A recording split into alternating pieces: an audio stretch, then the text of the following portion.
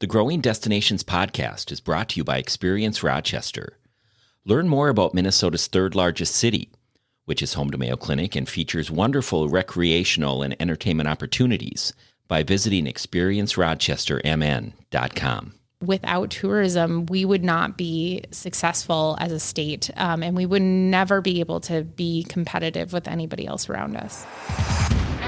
Welcome to the Growing Destinations podcast, where we take a deep dive into destination development and focus on a wide range of topics, from tourism and entertainment to economic development and entrepreneurism, and much more. I'm your host, Bill Von Bank. Lauren Bennett McGinty is one of Minnesota's biggest cheerleaders. It's no surprise since she heads up Explore Minnesota, the state's official tourism booster. Tourism is big business for Minnesota with direct impact of more than $13 billion. And leisure and hospitality is the fourth largest industry for employment in the state. With increased competition, Lauren says it's time for Minnesota to up its game. I recently chatted with Lauren about her vision for Minnesota to be a top 10 destination and what it will take to get there.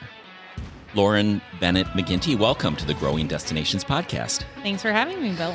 It's great to have you today. Today's a big day. It's the Explore Minnesota Tourism Conference, and you just presented an outlook on tourism, which we're going to talk about in a little bit. But before we get into that, I want to learn more about you. I was born in Milwaukee, and my family moved here when I was only 4, but we stayed. And I think that says a lot about Minnesota. I went to Gustavus, got my master's at St. Mary's, and have lived in Minneapolis for more than 12 years with my now husband. So just Minnesota, in my blood. I love it. Before this position, I worked in association management at a couple different places, but immediately prior, I was the executive director of the Minnesota Craft Brewers Guild. So really was able to learn about all of the different kind of economic engines in small towns across the state and really what it means to bring people in and market our state.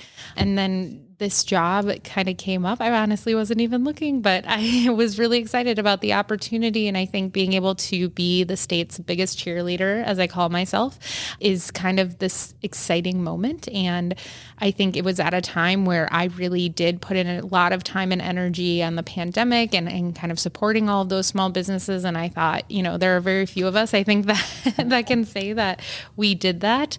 And I felt like I was kind of called to it. I listened to you earlier today when you were presenting the outlook and this past year and some strategic planning. And you noted that 2022 was a busy and big year. How has the Minnesota visitor economy rebounded in the past year? So we had 77.2 million visitors in 2022 with a $13.4 billion direct impact and a $23.3 billion indirect impact on our economy and the communities. And I think what's important there is talking about how we account for 14% of the state's sales tax in tourism. It's a big number. It's huge. And I think one of the things that we've really focused on in the last year is how do we tell the story of the business of tourism? We at Explore Minnesota have done a really great job of talking about Minnesota, getting people excited, but we don't often talk about the business side of it. And I think for us to be more on people's radars and for our friends at the governor's office and other government colleagues to take us seriously in the legislature, we need to be talking about the impact. And so it was a busy year in that we started kind of changing the way we focused on the things we were doing, but we also made sure that we were balancing all the needs of communities across the state and trying to bring more people in and getting a little bit more experimental and experiential with our work and really kind of capturing some of the more unique aspects that stood out during the pandemic. You make a great point about the impact. Oftentimes tourism is looked at as a fun industry, but people don't always connect the dots to the important and significant impact of the economic impact around tourism. Can you talk a little bit more about tourism's reach and the impact it has on Minnesota economy? Yes, I believe that tourism is kind of all around us. And I think that that's why it's so important to talk about not investing in tourism means that you're not investing in the local ice cream shop or the brewery or even, the single hotel in a city somewhere. And I think that we really lose sight of the idea that it's all fun, but there are people behind the work and there are communities that rely on this money. And so for us to spend $1 and get $14.25 in tax returns there, it's huge. And then I think on the flip side, why should you as a person who lives in Minnesota care? Because your household would have to pay an additional $993 a year if you didn't have tourism. And that's huge. That's a lot of money for families who are just trying to make ends meet or who maybe want to use that money to go on a vacation somewhere, specifically in Minnesota, obviously. But I think it's just so important to talk about how without tourism, we would not be successful as a state, and we would never be able to be competitive with anybody else around us. Can you talk about the halo effect of tourism? You had a great video that I watched as part of your presentation today. Yes, the halo effect I think is just so crucial, and I prior to coming into this role, never really kind of understood that. But then when you put a name to it, right, and you talk about the impact, it's so important. So we know that when someone visits a place and they enjoy their time there, they're more likely to move there, start a business there. And now we have this opportunity where the governor is really excited about making Minnesota the best place in the country to raise a family. And I think that we can help with that. We have all of the expertise in getting people to come here for a vacation. So why not try to translate that into getting people to buy a house here or start a business or even, gosh, I love the idea of bringing in people who are remotely working somewhere and they want to live in a cabin in northern Minnesota. Why not? So I think we have a lot of opportunity there. Speaking of Governor Walz, he has proposed a significant increase for Explore Minnesota in his biennial budget proposal. It's surprising to see where Minnesota currently ranks with its budget. Just within the Midwest, South Dakota, Wisconsin, and Iowa have bigger budgets. What does this potential budget increase mean to your agency and Minnesota? For our agency, it gives us the ability to actually try new things and not be fearful of, moving money around to better accommodate what those new innovative ideas are. It gives us an opportunity to really, truly compete with others. We know that Wisconsin, Michigan, South Dakota all got bumps from federal funding during the pandemic, and we didn't. And so when that happens, they were certainly able to inject those funds, but at some point that goes away, right? And how do we all kind of get on that even playing field? And our base budget increase will put us there. And I think from there, being able to have that same funding and tell our story in just a better way really sets us apart from those other states. So I'm really excited about that. I know our staff is really excited about it, really kind of right-sizing our staff, making sure that we have enough people in place to do the work that needs to get done. And then for the industry, I think there are a lot of new initiatives in the one-time funding that we're looking at that can help bolster some of the programs that, in my mind, should be critical and important in every aspect. DEI&A work for sure. Working with tribal nations in Minnesota, they have a fantastic set of things that they love to promote. And we've been fortunate enough to work with several of them already to talk about those opportunities. So we're hoping that we can provide more grant funding to them and then just additional support for marketing our great state through various grant programs and other initiatives. Minnesota is a big four-season state. How do you balance the various interests of Minnesota's tourism regions? A lot of the things that we do, especially when we're putting out big spring, summer, fall, winter campaigns, we definitely look at the numbers and say, where are places that might be hurting a little bit more than others? And obviously, by the time that campaign comes out, it might shift and change, but we do try to be as equitable as possible, making sure that we have something in each of the major regions of the state so that people can identify with it and promote it and be proud of it. And then I think in terms of balancing, how do we get people here during different seasons? Obviously, our big win is always spring, summer, but fall has continued to be a growth opportunity for us, especially as we promote fall colors and saying you don't necessarily have to go to northeast part of the country. You can come to Minnesota and it's more affordable and easier driving. And then winter has become a really big push for us because we can own winter here and we do some great stuff with that. I'm so glad you said that, and watching your presentation and seeing how you embrace it, and it certainly looks authentic to me. And I just think of the St. Paul Winter Carnival as a big play for visitors. I think of many of the festivals up in northern Minnesota, and then most recently Rochester with its social ice. big festival, getting the restaurants and bars together and getting families out. Winter, people, they complain about it, but I love the idea about embracing it. And are there some unique ways we can do that even better? Yes. We've been injecting more and more funding into our winter marketing campaign, which is huge, but finding some of those more unique aspects. I think one thing I love is that, yes, we complain about it. I mostly just complain about shoveling.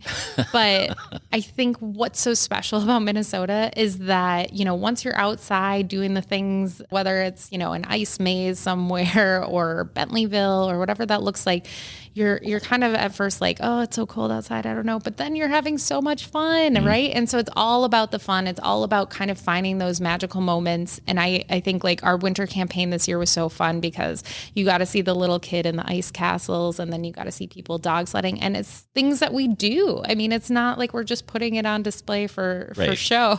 You're not staging it. Right. It's literally things that we do all the time here in Minnesota. And I think that's what makes it so unique. Looking forward, what is your marketing perspective for Minnesota and as you look to 2023 and beyond? I think we really have to do a much better job. And I think we've started to do that over the last year of talking about the unexpected. Every time I talk to somebody about Minnesota, they're like, oh, lakes, snow, right? And I want to embrace that, but I also want to say yes and. But I think we need to find the joy that we all feel every day and really push that out into the world, because there is something so special here that we truly do have something for everyone. We have one of the most wonderful cultural fabrics. Our communities of color across the state are so impactful with their businesses and just their heritage that they've brought to us. And I also feel like being able to put forward the faces of our accessibility shoot was just so much fun. And watching those folks, real Minnesotans, not actors, come and just explore Minnesota. And we got to kind of film the joy on their faces was great. And I think just putting forward this perspective of everybody's welcome here and we have something for everyone. I don't think every state can say that. So I think that that's really kind of the mantra we want to use moving forward. I love your energy, but we are also a humble state. And how do we get past that? Because, we get so many number one or top ratings, but sometimes we're afraid to tell that story. Well, I'm not afraid. That's great. And I think, it's always the joke, right? Like when you're in a meeting or something and you have one donut left and nobody wants to eat it, that's such a Minnesotan thing. But there's always one person not from Minnesota that's going to eat that donut. So I always make the joke, I'm almost born and raised, which gives me a little bit of extra like boastfulness. And I'm not afraid to tell that story. And I think at Explore Minnesota, we're kind of all full of the people who are not afraid to talk about how great we are. And so it's really just a matter of having that main voice for Minnesota that can preach as loudly as possible. Come here, enjoy everything we have to offer. From a global perspective, you recently announced a partnership with the Rocky Mountain International Destination Marketing Organization to represent Minnesota in targeted overseas markets. Tell us about that partnership. We, prior to the pandemic, were kind of just ramping up a lot of our international work, and unfortunately it all got shut down. So we've, of course, been in partnership with Great Lakes USA, Mississippi River Country, Brand USA over the past couple years, and specifically over the last year that's really grown. But we really felt like there wasn't enough of our solo voice in those conversations to really elevate all of the great things. So Rocky Mountain International has done such a fantastic job with all of the destinations in that area, and they sent us a fantastic proposal, and we're really excited to see how we can kind of be a bigger voice in some of those key areas. So the UK, Germany, France, Benelux, and then of course they also have Italy and Australia.